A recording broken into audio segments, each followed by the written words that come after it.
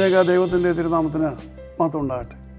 കർത്താൽ പ്രിയ സഹോദരങ്ങളെ, Bible crown പ്രതിദിന പ്രശ്നോത്തരിയിലേക്ക് നിങ്ങളെല്ലാവരെയും കർത്തൃനാമത്തിൽ സ്വാഗതം ചെയ്യുന്നു. നമ്മുടെ ഇന്നലത്തെ ചോദ്യം, പെന്തക്കോസ്ത് നാളിൽ ഓരോ അപ്പോസ്തലൻ്റെയും മേൽ പരിശുദ്ധാത്മാവ് ആവസിച്ചതിൻ്റെ ദൃശ്യമായ തെളിവ് എന്തായിരുന്നു? ഉത്തരം, അഗ്നിജ്വാല പോലെ പിളർന്നിരുന്ന നാവുകൾ അവരിൽ ഓരോരുത്തരുടെയും മേൽ ആവസിച്ചു.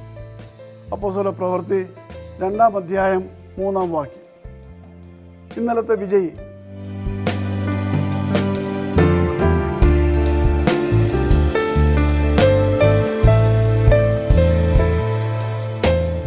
ഇന്നത്തെ ചോദ്യം, കൽദേ രാജാവായ ബെൽഷസർ കൊല്ലപ്പെട്ടതിന് ശേഷം ബാബിലോൺ രാജാവായി തീർന്ന വ്യക്തിയുടെ പ്രായമെന്ത്? പേര് എന്ത്? ചോദ്യം ഞാൻ ആവർത്തിക്കുന്നു.